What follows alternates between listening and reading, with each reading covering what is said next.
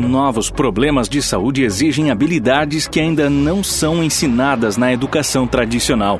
Para trazer esse conhecimento, a MEV Brasil apresenta o primeiro congresso online de medicina de estilo de vida, da ciência para a solução. Vem com a gente!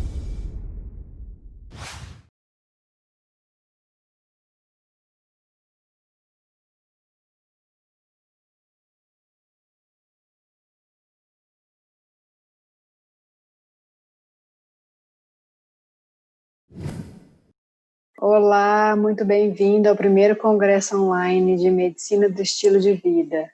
Meu nome é Isabela Ferreira e eu sou nutricionista funcional. É um prazer estar aqui podendo falar sobre alimentação funcional, sobre alimentação natural nesse congresso, né, poder compartilhar esses conhecimentos. Eu me formei em nutrição na Universidade Federal do Triângulo Mineiro. Logo em seguida, eu fiz a pós-graduação em nutrição funcional pela VP Consultoria, e desde então eu fui me abrindo para uma alimentação cada vez mais natural. Me tornei vegetariana há 7 anos e conheci as práticas da alimentação viva, da antroposofia, através do yoga também, a Ayurveda, para unir esses conhecimentos que eu vou apresentar aqui hoje para vocês. Então, vamos lá falar sobre alimentação baseada em plantas. Deixei aqui meus contatos para quem tiver alguma dúvida, né, quiser entrar em contato. Então, no Instagram, eu estou lá como @tecuida_, e tem um e-mail aí, contato@isabelaferreira.com.br. Então, para a gente poder começar a conversar sobre esse tema, eu acho importante a gente trazer, assim, uma pergunta sobre o porquê que a gente come, o que a gente come, como a gente come, com quem a gente está comendo. E quando eu faço essa pergunta no consultório, em palestras, eu escuto muito das pessoas que a gente come para obter energia. Muitas pessoas falam que é para celebrar, por prazer que o alimento traz, né? E aí, quando a gente fala em energia, o que é essa energia, né? Como é que o alimento nos fornece essa energia? Então, muitas vezes, quando a gente pensa na alimentação, a gente pensa assim, o alimento vai me fornecer carboidratos, proteínas, gorduras, vitaminas, minerais, mas o alimento, ele não para aí. Ele fornece para a gente, principalmente, energia vital. Então, a energia vital é que vai trazer para a gente essa capacidade de nos sentir bem, dispostos, e isso vem do reino vegetal. Quando a gente come alimentos de origem animal ou alimentos processados, né, ultraprocessados, industrializados, a gente vai reduzir essa quantidade de energia vital que a gente obtém através do alimento.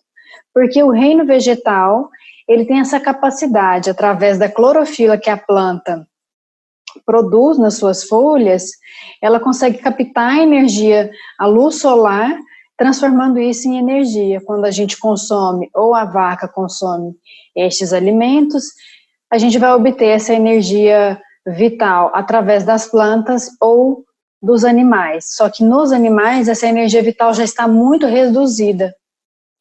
E quando a gente pensa no alimento do reino vegetal, quanto mais ele se distancia do seu modo natural, ou quanto mais ele demora a chegar até a gente, para a gente poder consumir, essa energia vai se perdendo. Então, quanto mais fresco, né, o alimento sazonal, o alimento orgânico, que o solo foi cuidado para a gente ter esses minerais ali em melhor qualidade, mais a gente vai obter essa energia vital. E a gente também pode se alimentar de alimentos que vão trazer muito pouca energia vital, na verdade não vão trazer nada, e às vezes mal vão nutrir aquela energia material de carboidratos, proteínas e gorduras, que são os alimentos industrializados, altamente processados. Aqui eu trouxe um exemplo nessa foto de 2 sanduíches, né, de fast food, que uma médica aqui de Uberlândia deixou durante 1 ano guardado. E eles não modificaram em nada, então não deu fungo, não perdeu. Então esse alimento a gente vê que ele tem muito pouco ou nada de energia vital, por isso que nem os fungos degradaram, né, além da quantidade de conservantes, corantes, e isso tem um impacto na nossa saúde. Então, a gente tem aqui um estudo de 2019 que aponta que a alimentação, ela é a principal causa de doenças crônico-degenerativas, como as doenças cardiovasculares. Então, a gente tem aqui percentuais de fumar, do peso corporal, do nível de atividade física, do total de colesterol, da pressão arterial, do diabetes, e a má alimentação, ela está ali como algo que o que as pessoas mais pecam, vamos dizer assim, na sua saúde. Esse outro estudo de 2017 analisou os efeitos da dieta em 195 países, de 1990 a 2017, fizeram uma análise sistemática e observaram que o número de mortes a nível global atribuídos à dieta vai aumentando conforme essa dieta está pobre. Então, as dietas ricas em sódio têm uma alta causa aí nas doenças cardiovasculares, nos câncer, no diabetes tipo 2, mas principalmente nas doenças cardiovasculares. Ali também as dietas pobres em grãos integrais, as dietas pobres em frutas, em castanhas, sementes, em vegetais, em ômega 3 e fibras. E a gente vê que esses exemplos, né, o que mais afeta a saúde cardiovascular são os alimentos de origem vegetal. Então, uma alimentação baseada em plantas, além de tratamento, é prevenção para doenças cardiovasculares e outras doenças crônico-degenerativas, como o câncer e o diabetes. Mas o que é isso, né? Uma dieta baseada em plantas, ou plant-based diet? É uma dieta que ela consiste principalmente ou inteiramente de alimentos derivados de plantas, incluindo os vegetais, os grãos, as nozes, as sementes, os legumes e as frutas, com pouco ou nenhum produto animal. Então, aqui a gente vai ver uma diferença. Não é uma alimentação vegetariana, é uma alimentação baseada em vegetais. Então, é diferente de uma alimentação vegetariana. E o ideal que a gente pode alcançar aí dessa alimentação baseada em plantas é 70% da sua alimentação. Mas como fazer isso, né? Dentro deste universo que a gente está hoje alimentar, em que a praticidade, o tempo, exige de nós uma mudança de comportamento, né? Então, como fazer uma transição aí para essa alimentação 70% baseada em plantas? Então, eu vou trazer alguns exemplos aqui. As pessoas têm uma grande preocupação quando a gente fala em deixar de comer carne, ou reduzir drasticamente essa quantidade, por um hábito cultural que nós temos, né? Então, hoje a gente já tem vários estudos mostrando não só que essa dieta é segura, mas que ela traz benefícios para várias doenças, né? Prevenção para vários tipos de doenças. Então, surgem algumas preocupações aí muito comuns, principalmente relacionadas às proteínas. Será que eu vou conseguir alcançar as quantidades de proteínas na minha dieta? Sim. Nós temos todos os aminoácidos essenciais, que são aqueles que o meu corpo não produz e que eu preciso ingerir através da alimentação, no reino vegetal.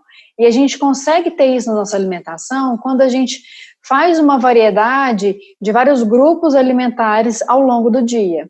Então, incluindo as leguminosas, que são os feijões, grão de bico, lentilha, ervilha, os cereais, arroz, quinoa, na verdade quinoa é um grão, o milho, o trigo, todos esses alimentos aí variando ao longo do dia, as oleaginosas, que são as castanhas, então aí amêndoas, avelã, nozes, castanha de caju, castanha do Pará, as sementes, semente de abóbora, de girassol, de melão, de melancia, essas sementes são comestíveis, a linhaça, a chia, as folhas verdes escuras também tem uma quantidade muito boa de proteína, As crucíferas, que aí inclui brócolis, couve-flor, couve de Bruxelas, rabanete, e os cogumelos.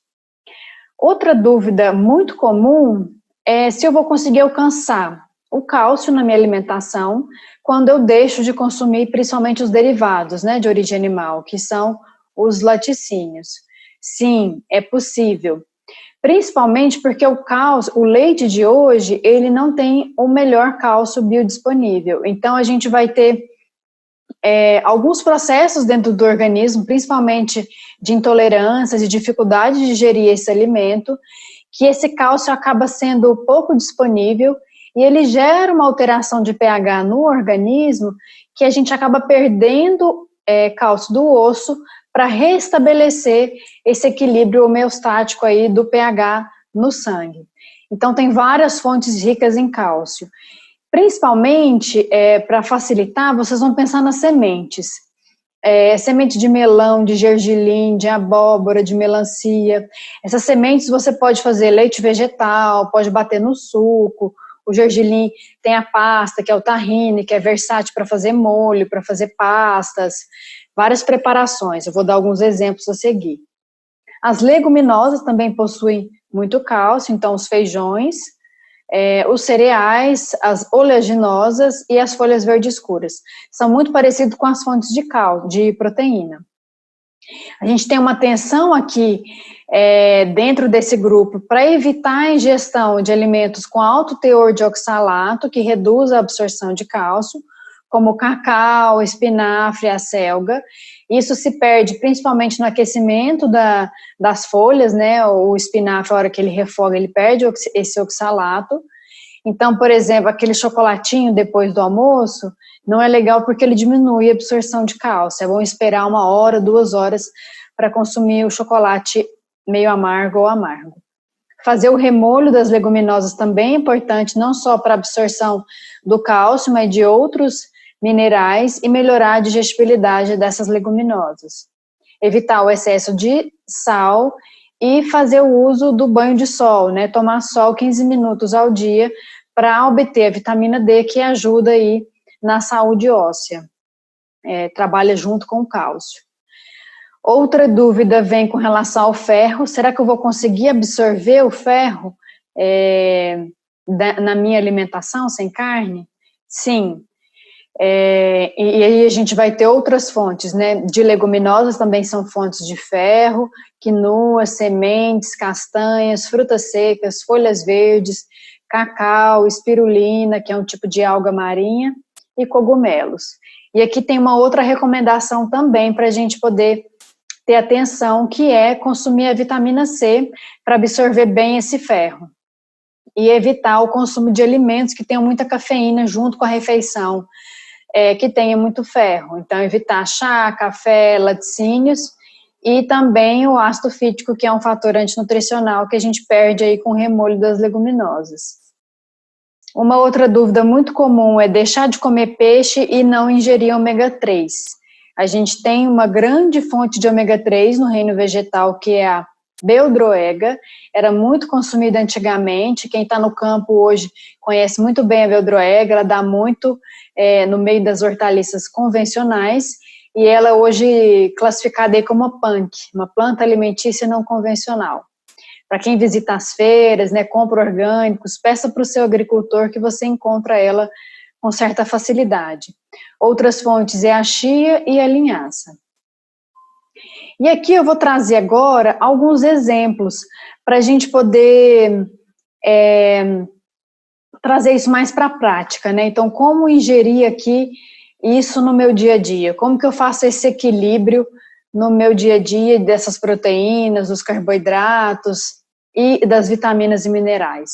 Então, eu trouxe aqui alguns exemplos para o café da manhã, ingerindo todos esses nutrientes. Ali primeiro eu tenho um pudim de chia, que a gente pode preparar à noite, então isso facilita muito a questão do tempo, né? É só deixar a aveia de molho com a chia num leite vegetal ou então em água durante a noite. No outro dia ela vai estar cremosa, ela vai ter hidratado a chia e a aveia, e isso faz uma espécie de pudim. E aí você pode misturar isso com frutas, com pasta de castanhas, né, pasta de amendoim, pasta de amêndoas. Tudo isso ele vai nutrir muito bem as quantidades de carboidratos, fibras, proteínas e minerais. Uma outra opção muito interessante para o café da manhã é o suco verde. Eu gosto de indicar isso para todos os meus pacientes. É uma forma da gente ingerir, já logo que acorda, energia vital, ingerir vitaminas e minerais. E quando a gente acrescenta sementes germinadas, a gente ainda aumenta aí o teor de proteína desse suco, que é um suco verde que a gente coa, né? Uma outra opção muito legal também para o café da manhã é o pão integral. Então, esse pão integral, para substituir os embutidos de peito de peru, de presunto e os laticínios, uma opção muito legal é consumir as pastinhas de leguminosas, como o hummus tahini. Ele pode ser introduzido aí, o abacate, né? Aqui eu dei essa opção na foto do abacate com a pastinha. Tem a opção também de fazer requeijão de castanhas, de inhame. Tem muitas receitas interessantes para substituir. Mais para frente eu vou falar um pouco mais. Uma outra opção são as panquecas, né? Então, pode ser feito panqueca de aveia, de quinoa, pode colocar banana, pode colocar linhaça, tem muitas receitas interessantes de panqueca. Uma outra opção que eu particularmente gosto muito é uma tigela de frutas. Eu gosto muito de comer frutas no período da manhã, porque ela hidrata o corpo, ela traz uma energia vital, né, um alimento fresco, misturado aí com castanhas, coco em lascas. Às vezes eu coloco tahine ou alguma outra pasta de castanhas que também vai trazer ali saciedade, que é um grande desafio para quem introduz, quem começa uma alimentação baseada em plantas, é sentir a saciedade que a carne e os produtos de origem animal davam. E a gente vai alcançar isso com as fibras e com as gorduras. Então é muito importante ter gordura nessa alimentação, gordura saudável. Uma outra opção aí na foto é uma tapioca, né, um alimento bem brasileiro, que você pode fazer ela hidratando o polvilho em casa e colocando ali fitoquímicos, né, do açafrão, de alguns produtos em pó, como o hibisco em pó, uva, farinha de uva, para colorir a sua tapioca. E aí, para o recheio, você pode usar abacate, essas pastinhas que eu falei, tofu mexido, como se fosse um ovo. Na minha e na foto eu coloquei flores comestíveis, que também entram aí no grupo das punk. Uma outra opção também são frutas picadas com o sagu de chia, que é pegar a chia e hidratar ela no suco de uva. Fica uma mistura muito gostosa e ela traz muitas fibras e ajuda aí no funcionamento intestinal. Então, aqui como opções agora, para o almoço e jantar, tem aqui uma foto da Sociedade Vegetariana Brasileira para facilitar aí como que eu faço o meu prato, né, a divisão aí de quantidades. Então, a gente vai ter 50% do prato com legumes e verduras, feijões e castanhas, para colocar na salada, por exemplo, 25%, e 25% de cereais e tubérculos, né? Então, batata doce, inhame, cará, abóbora cabutiá, todas essas podem entrar aí. Para quem vai consumir carne, né, quem não quiser fazer o 100% plant-based, a carne ela vai ser como um tempero, então vocês vão jogar a carne por cima, ela não é mais o prato principal, ela vai ser ali o que vai temperar a comida, né? Não precisa deixar de comer a carne. Ela entraria aí dentro desses 25% dos feijões, dividindo aí com as leguminosas. Aí do lado aqui eu trouxe algumas fotos como exemplos, né? Então, para variar os cereais, você pode usar a quinoa, ela serve para fazer tabule, saladas, fica bem interessante para consumir esse cereal. Ele é muito rico em proteína também. Ao lado a gente tem uma salada de lentilha, que você pode misturar folhas, vegetais, as crucíferas, né? Aí tem um repolho roxo. E sempre é importante brincar com as cores. colocar muitas cores no seu prato, tentar colocar, quando for almoçar, 7 cores, né, variando aí a sua salada, né? Os molhos também para salada, na foto abaixo aqui que tem uma salada montada, os molhos são interessantes para trazer essa proteína também. Então pode bater, por exemplo, feijão branco cozido, com temperos, um pouquinho de água, azeite e alho no liquidificador, deixar isso numa textura espessa e fazer um molho para a salada. Isso vai trazer saciedade, proteínas, vai ajudar aí a compor esse almoço baseado em plantas. Ao lado também tem um almoço bem simples, que às vezes eu gosto de fazer um prato único, acompanhado de uma salada, é uma cumbuquinha com um refogado de grão de bico, com brócolis, e o arroz integral acompanhando. E uma salada com flores ali ao lado. E uma outra forma da gente poder brincar também, para sair do arroz com feijão, que às vezes cansa, né? Fazer preparações. Então aí eu tenho uma quiche que ela é feita com grão de bico, não vai nem farinha. Então aí no meio eu coloquei um creme branco feito de inhame e vegetais. Então ali eu já tenho uma refeição completa que eu vou acompanhar com uma salada de um prato único, para facilitar essa questão do preparo, do tempo, no dia a dia. Aqui algumas opções de lanche, e aí a gente pode brincar com as sobremesas, trazer o doce também, para quem está com essa dificuldade de transformar, né, nessa transição aí da alimentação.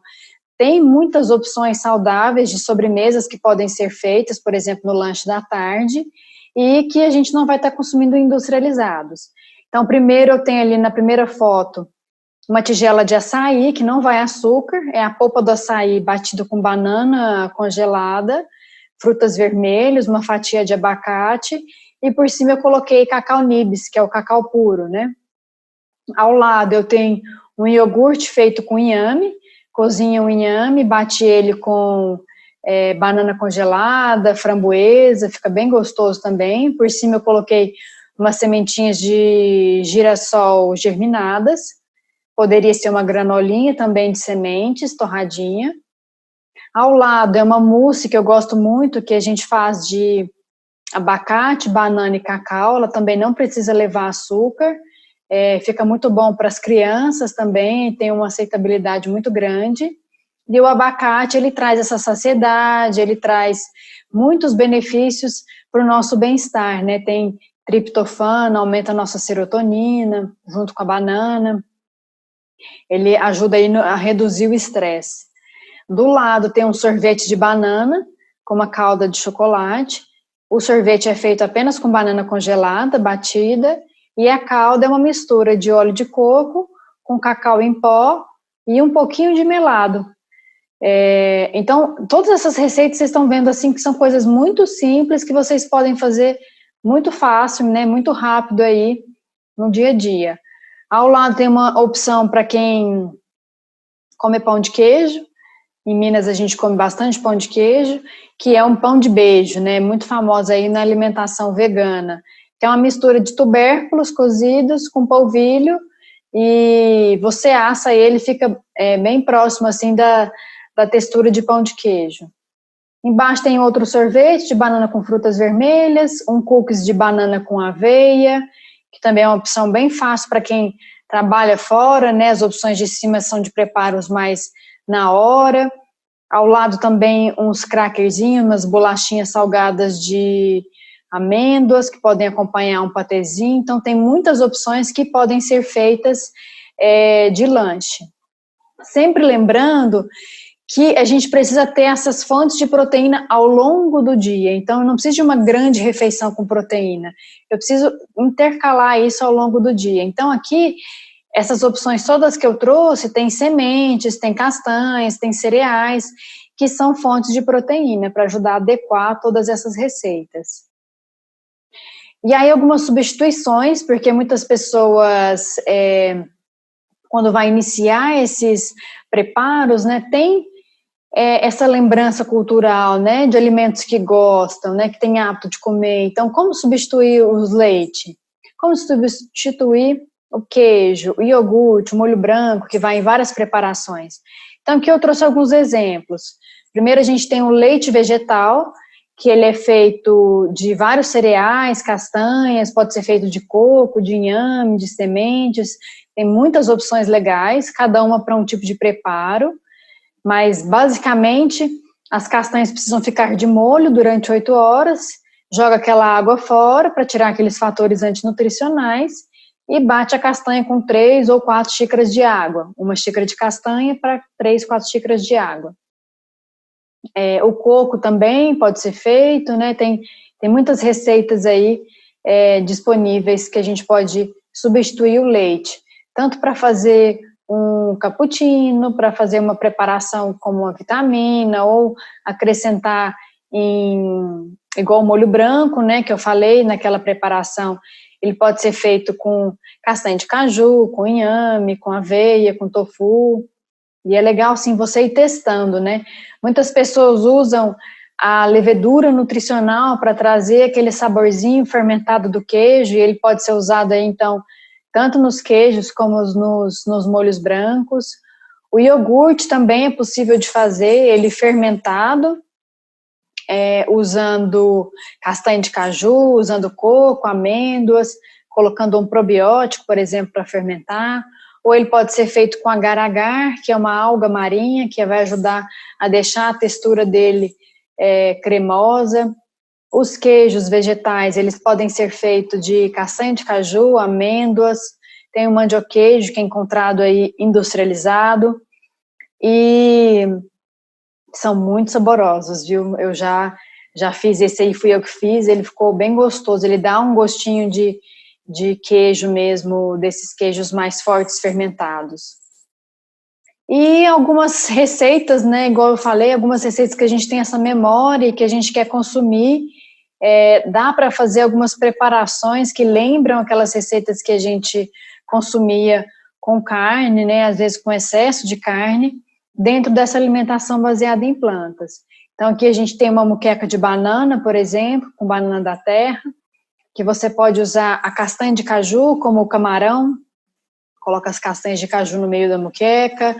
Para dar o saborzinho de peixe, pode ser utilizado algas marinhas, a nori, aquela que usa no sushi, ou o wakame, tem vários tipos de algas que podem ser utilizadas. O feijão tropeiro, esse daí eu fiz com lasquinhas de coco frito no óleo de coco, temperado com temperos defumados, que dá um sabor e um aroma de carne, né, por causa da defumação, ele fica bem legal esse feijão tropeiro. Então tem ovo de Páscoa, que é vegano, totalmente baseado em plantas, feito de chocolate 70%, uma ganache no meio, recheando com castanha de caju, manteiga de cacau, cacau em pó, agave. Aí ao lado tem um cheesecake, nossa, eu adoro essa receita. A base dela é feita de castanhas, de frutas secas, e o creme do meio que endurece é feito com castanha de caju, óleo de coco, para deixar durinho quando vai ao freezer, e essa caldinha de chocolate por cima pode ser feita com óleo de coco, cacau e melado, aquela mesma que a gente usou pro sorvete.